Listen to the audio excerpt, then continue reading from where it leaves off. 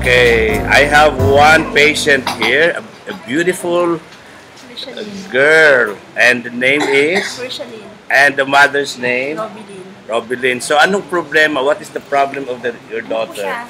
Meron po siya, meron na po kaming maintenance doc ng Muntinlucas. Okay. Tinigil ko po siya ng itong mga December. Mhm. Kasi akala ko kasi nag-maintenance kami mula pa pong May. Mhm. May, June, July, August, September, October. So, meaning to November. say, 1 year ago, hindi pa siya asthmatic? Hindi. Na-diagnose lang na na i-maintenance na. Kasi yung pag-ano pala niya, yung parang buwan-buwan, yun na pala yun, allergy pala yun. Oo. Ang asthma kasi, especially sa mga bata, nagtitrigger niyan, allergy. Allergy. No? And then, nagre-react yung respiratory tract, no? Yung bronchial tubes, no? Minsan, nagsisikret na sobrang dami ng lemas. Minsan naman, nagko-constrict, no? Naninikip. At minsan naman, nalalagyan ng mikrobyo. So, naglalagnat yung iba. Yung simpleng ubo-ubo ng isang asthma, kung pababayaan, nauwi rin yan sa infeksyon. No? Oo, ano po siya eh. Na-admit siya ng 2 months pa lang siya ng ano eh. Oo. Bronchopneumonia. Ngayon, nagiging bronchopneumonia, nangangailangan ng antibiotic, no? Nasiswero, no? Ibuti nga ngayon, naagapan mo agad na ipatingnan. Yun nga po. Oo.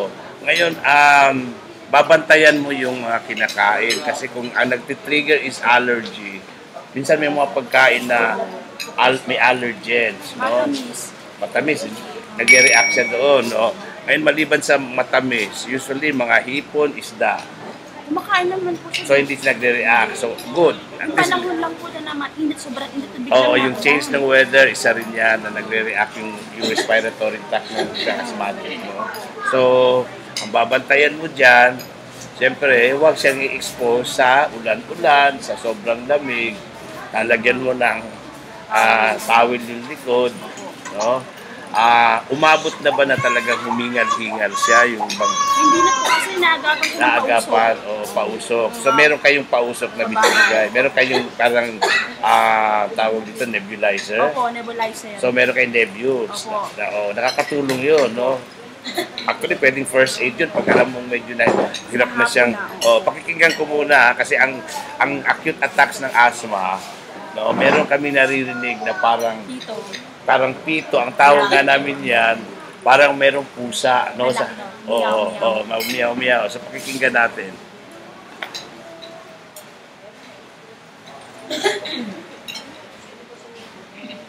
Sa ngayon wala siyang acute attack, wala yung hindi umaatake yung asthma niya, pero may mga plemas na ako naririnig. So agapan na natin yan. Anong napainumin na so far?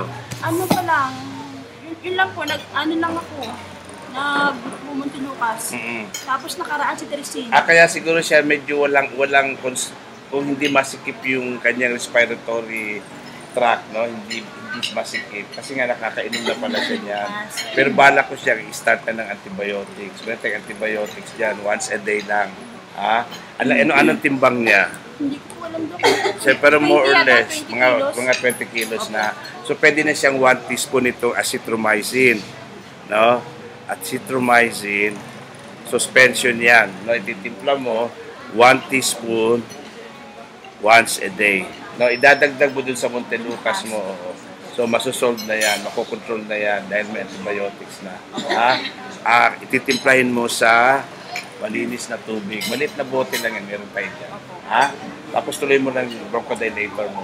Ngayon kung talagang may plemas pa rin at meron ka naman talagang nebulizer pala, pwede mo pa rin pausukan bago matulog. Tanong ko lang po, Dok, yung Muntinlucas po, wala po yung ano? Well, ang tingin ko dyan, pampaluwag lang ng talaga ng, pampaluwag ng dinadaanan ng hangin. Wala po siyang side effect? Wala siyang side effect. Pero karamihan sa asthma, nauuwi din na kailangan bigyan ng antibiotic. Yun ang bibigay natin ngayon. Once a day lang ito, azithromycin. Okay? Okay. Hingi ka na lang doon, ha? Ito po, sa akin po, ganun din po ako. Asthmatic ka rin ba? Nung bata raw ako. Kaya ganyan. Ang nanay asthmatic, ang bata minsan may history ng asthma. So ngayon, nag-uubo. Halika, pakinggan natin yung likod.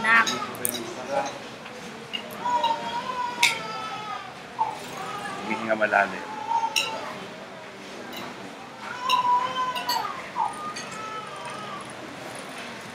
Nailalabas mo ba yung crema? Opo. Anong kulay? Puti naman po. Oo. So ngayon wala ko nakikitang green. Oo. Pero medyo makati-kati. Mm-mm. Sa ngayon, parang upper respiratory tract infection lang, no? Pero mag-start ka na rin mag-antibiotic. Hindi, nilagyan ko ba ng diagnosis ito?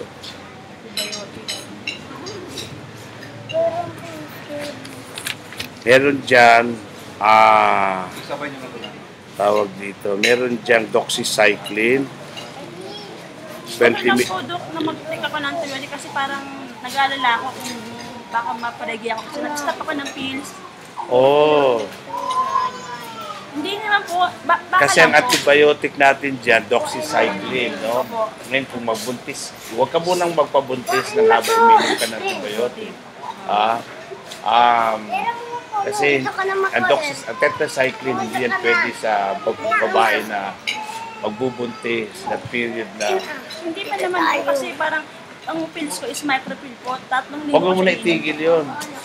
Huwag ka muna, kasi ayaw natin na magbuntis ka habang uminom ka ng antibiotic. Ha? Oo. Kung balak mo siyang itigil, Dok, yun. tapos na yun, tapos na yung antibiotic. Ha? Maliliit ito na doxycycline, 20 mg. So gagawin mo diyan, ang total sa adult is between 100 to 150, no? Ngayon, maliliit na tableta, 20 mg. So dalawa sa umaga, dalawa sa tanghali, no? Tapos dalawa ulit sa gabi. 2 times every meal. 2 tablets, ha? Sa 20 milligrams, 2 tablets every 4 hours, sabihin natin, no? Kung kumakain, di ba? Size 12, no? So, Sa 6 na tableta po isang isang araw. Tama. So, kung 6 man naubos na sa isang araw, humingi ka ng 6 times 5 days. 30. 6 times 5, 30 tablets. Ha? Every 4 hours. Dapat may laman yung tiyan mo. No? So, humingi ka ng 30 tablets ng doxycycline. Ha? Okay. Salamat. Din po ako, Dok.